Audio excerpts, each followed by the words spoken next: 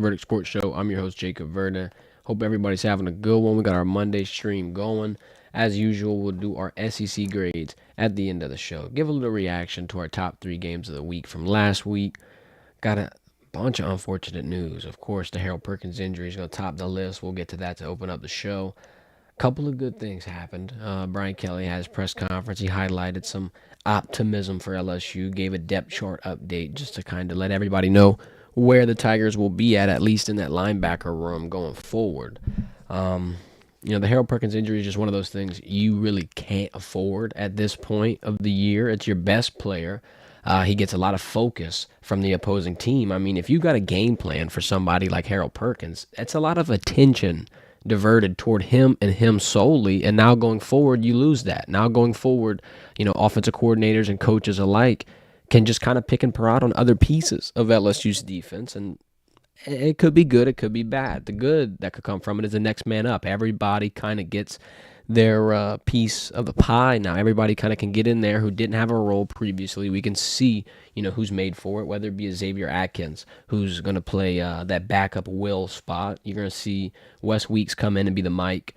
Greg Penn's going to slide to the will.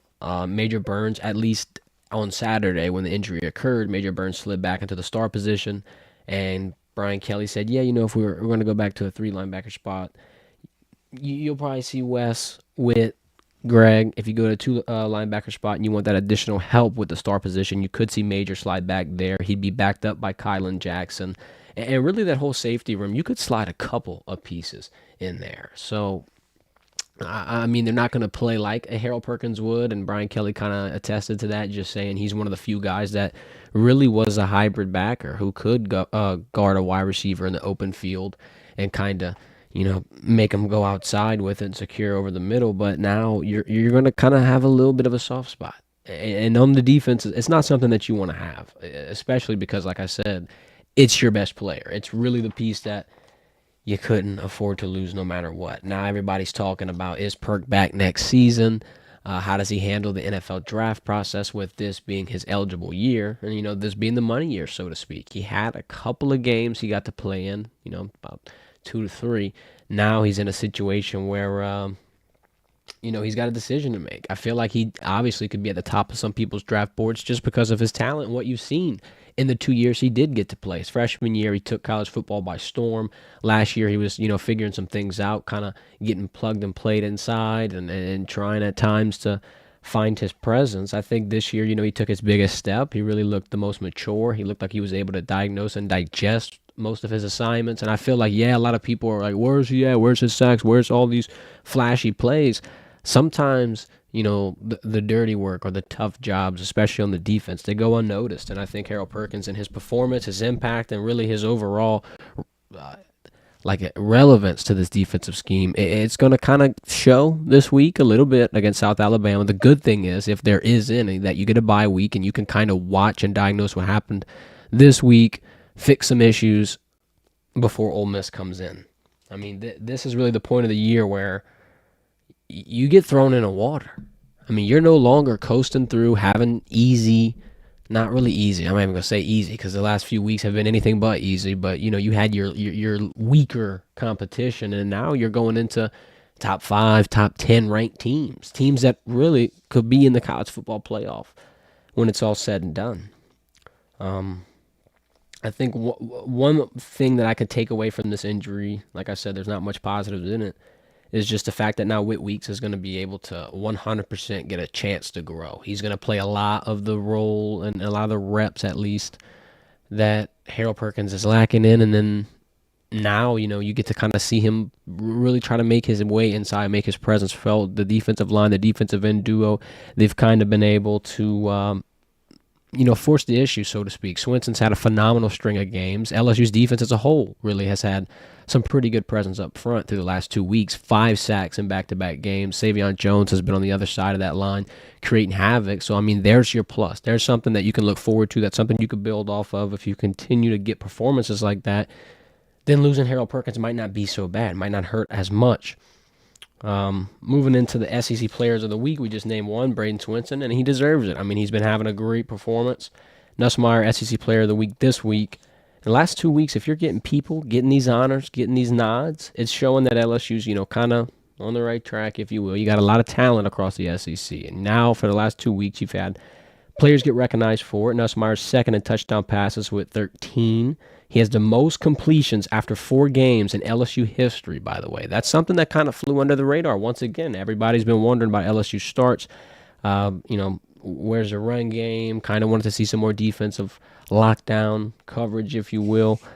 But the passing game has kind of been flourishing, and I feel like Garrett Nussmeier is going understated a little bit. He's one of the better quarterbacks in the SEC, and it's really not surprising. Him and Joe Sloan have had an inseparable chemistry, if you will, and they've been able to kind of get this offense into the spot it needs to be. I think Mason Taylor's been really the biggest unsung hero out of that receiver core that he's been throwing to.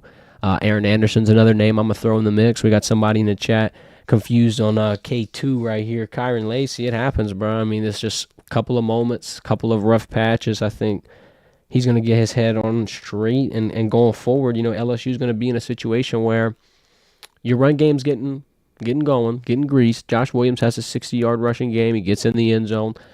I think now teams are going to kind of start to play you honest. They're going to kind of start to play you more balanced. They're not going to try to just make you throw it the entire time, which really, looking at Garrett Nussmeier's numbers, wasn't the worst thing in the world. The offense was able to succeed, able to score, able to get down the field. Is it the way we expected?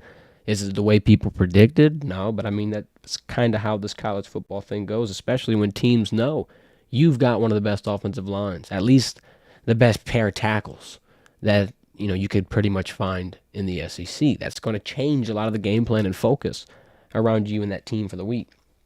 Moving into what Brian KElly said in the press conference, I got a couple of notes, couple of tidbits. If you didn't watch, we'll be able to kind of summarize it here pretty well for you with these takeaways. First things first, we talked about Mason Taylor. He's saying he's not getting enough attention. I mean, I agree. In LSU history, he leads all tight ends with 99 receptions for 999 yards. I mean, he's almost at his 100th reception mark, his 1,000th receiving yard mark. I feel like he's one of those pieces that you could really expect to always be there. We talked about it a little bit in our post-game show with G. He got about 10 targets last week, 8 catches. I feel like more often than not, throw it his way, he's coming down with it. LSU's defense, though, Brian KElly's saying they need a better focus. All the points came off of LSU mistakes, and I mean, I see where he's coming from with that. I also do think UCLA came to play. A lot of people, when they come to Tiger Stadium, when they play LSU, it's a big moment. It's a big brand, big team, big stage. A lot of people are watching, and you normally get everybody's best shot. It's just the name of the game, especially when you're playing in a stadium like that. I feel like a lot of people are just overall more excited to be able to just show everybody what they have. And UCLA started the game doing that. 17-17 score. The defense kind of woke up. Shut him out in the second half. And if you look at the rushing yard total, I mean, this is something that it can't go understated either. LSU entering this game averaged allowing 150 yards per game on the defensive side of things. Held UCLA to 14 rushing yards. Now, going into it, we talked about their running game and how it's, mainly made up by their quarterback. That's their leading rusher. Whenever the pass game breaks down, he's getting out and he's kind of trying to make something work. And you saw him try a little bit Saturday, or one of the times, he got hit and threw an interception to Jordan Gilbert.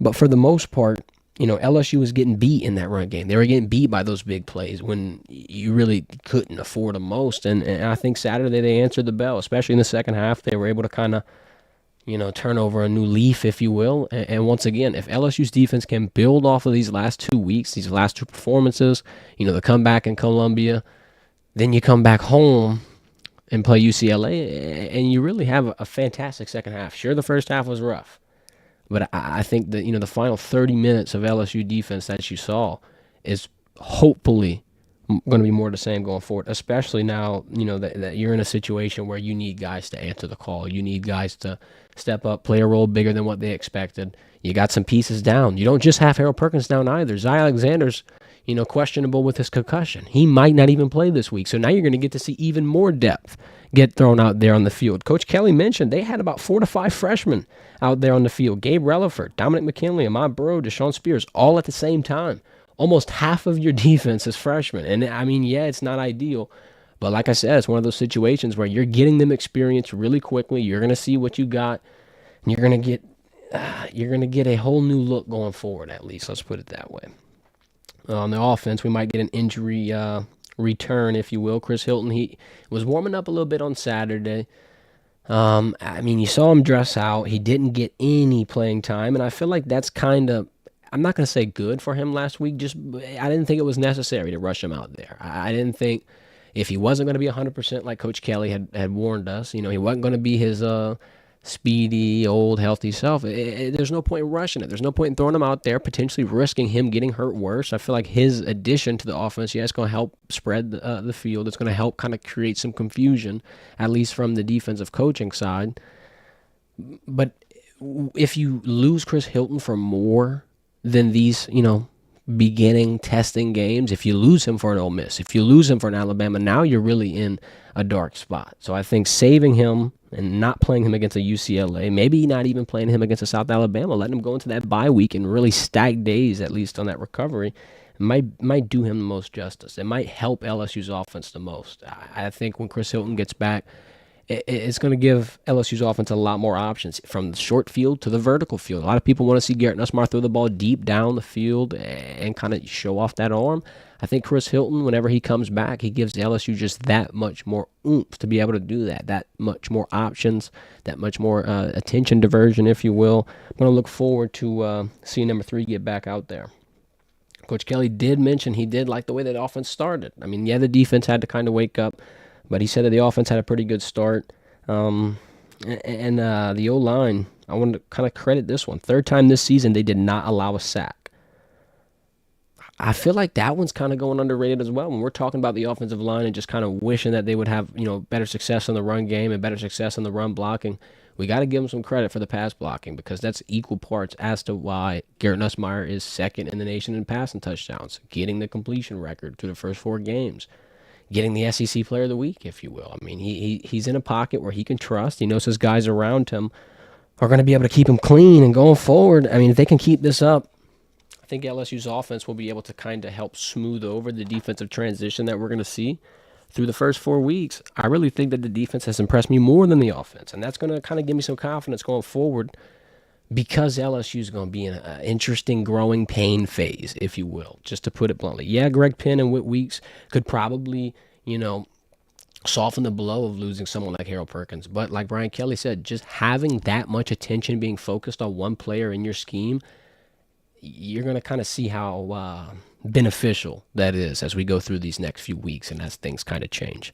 Real quick, before we hop into our SEC grades, I want to thank Happy Dad for joining the team. The best tasting hard seltzer on the market.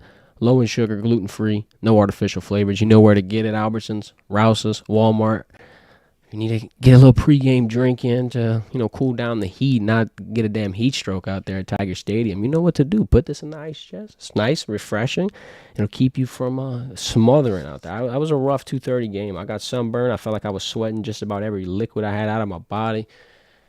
Hopefully we don't have another day game like that again. But if we do, you know what to stock up on. Tell them the Verdin Verdict sent you. If you need, any Happy Dad merch, click the link in the bio, Verdin15 at checkout for 15% off.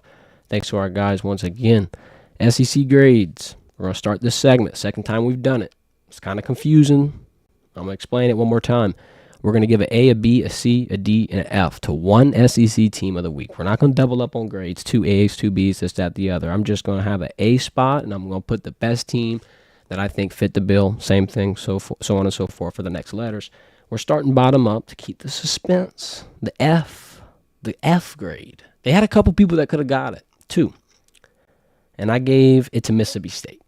Because last week, we kind of had them at the D spot. We were saying, Florida's an F. If Florida wins, whoever loses, is going to probably stay at this spot. And, of course, Mississippi State lost. They did win the time of possession. They won the first down battle versus Florida, but they punted 5 times. And Florida racked up over 500-plus yards. You just can't do that. When you have the ball in your hand, you're going to have to succeed. You're going to have to conquer. You're going to have to especially make up for what your defense is allowing. If Florida's totaling 500 yards, I believe they finished with 503. I mean, shout out to Mississippi State. They went for it on 4th down 3 times, made it twice. Hey, they were gambling. They were trying. They were pushing. It wasn't enough. So my SEC grade of the week, Mississippi State gets an F. Who got a D? Texas A&M. Texas A&M could have got the F too. Why? I mean, yeah, they won 26-20. Everybody's wondering why. It's Bowling Green. They scraped by Bowling Green and let them get 339 total yards. Now, I'm about to say I'm not going to underestimate anybody because LSU started 17-17 with UCLA. Nickel State came in and scored 3 touchdowns. I mean, yeah, you're not going to underestimate any opponent ever in college football. That's just the name of the game. That's the nature of the beast. But when you're an SEC school, when you're in your environment, when you have all this momentum supposedly going for you, I mean, I don't think you should be able to only cover a 6-point spread against Bowling Green. That one, it deserved an F, really. I couldn't give Mississippi State a D, so they're going to get lucky this week. The Aggies get that grade. The C. Who got the C? Mizzou. Double overtime win. Yeah, they got a win against Vanderbilt. I mean, sure you won, but your ranking took a hit. You're not supposed to struggle against a team that's unranked, pretty much the bottom of the barrel in your conference. Nick Saban went on College Game Day this week and said that's the only SEC stadium where it's not tough to play. You got more fans in that stadium than they do, and that says a lot. I mean, look, Missouri got the win. I'm not going to harp on it too much, but you dropped from number 7 to number 11. That should tell you all you need to know. B, the B grade. I felt funny giving this one out. I'll give it to LSU, only because the quarterback play been phenomenal. Absolutely phenomenal. Yeah, they're starting slow. They had another slow start against UCLA, but the shutout in the second half and Swinson, his big performance, that's stealing the show. I want to give a lot of credit to Garrett Nussmeier. I feel like he's not getting enough of it. A lot of people are wondering, you got all these rumors, all these murmurs, all these people questioning if he's the guy, if he's going to be able to do this, if he's going to be able to continuously have LSU in the right spot, at least as a leader, at least getting them in the right direction. And I think, he's proven through the last 4 weeks that he's up for the task. He's had a lot of successful performance, throwing 300-plus yards, 3 touchdowns. That's not normal. I mean, people think it's normal. People see it and don't really react in a over-exorbitant way, but 300-plus passing yards and 3 touchdowns every week on average, being the second most, passing touchdowns in college football, it's not normal. That's something that you're going to have to celebrate. I think LSU gets the B this week for that. The A, best team in the SEC potentially. I mean, I'm going to go on a limb and say that, just at least through their performances. They had a big win over an SEC opponent on the road. I'm going to give it to Tennessee. They look elite. I think they got a couple of things that they're going to have to tweak, a couple of things. They're going to have to clean up a little bit of the offensive execution. 8 punts. They had 2 turnovers with 2 fumbles. I think it's close, though. Tennessee has a really good quarterback in Nico. I mean, they got a puncher's chance in just about every game they got left on the schedule. I think Tennessee deserves the A. They haven't shown me anything otherwise. Yeah, you got a couple other teams that might be able to fight for it, Texas, some other names. But for this week, we'll give it to the Volunteers, who went on the road, welcomed Oklahoma to the SEC, and did get a ever so slightly needed victory for our top 3 game of the week segment. Next game in our top 3 game of the week segment didn't work out in the way that we had thought. We thought USC would, kind of stand up to their ranking, kind of stand up to the bill, if you will. They looked very strong in a neutral site on the road, if you will, against LSU, although it was about an hour, 2 hours away from their damn campus. It's one of those things where you didn't expect this type of performance coming. And I'm going to read you a statistic that jumped off the page at me. Shout out to Michigan. That's all you can say. They stood up at home, held USC to 3 points through the first half. But here's the statistic that really summarizes the game. 32 passing yards for Michigan, 290 rushing yards. Michigan beat a number 11 team in the AP poll, passing the ball 32 yards. Running the ball almost 300 yards. They have the top 2 running backs in the nation, simply put. Donovan Edwards had pretty much stolen that ranking preseason, and rightfully so. He's a good guy. I mean, he scored. He's getting his. But Khalil Mulligan, dude, Khalil is a guy. Khalil's somebody that everybody in college football needs to know because, yeah, he's the understudy, if you will. As of right now, he's got more carries, more yards, more touchdowns, and a higher YPC than Donovan Edwards. It's something to think about. They've got the 2 best running backs in college football, and that propelled them forward on a top 15 team this past weekend, and it'll continue to move the needle, I think. I think Michigan, yeah, they lost some pieces, right?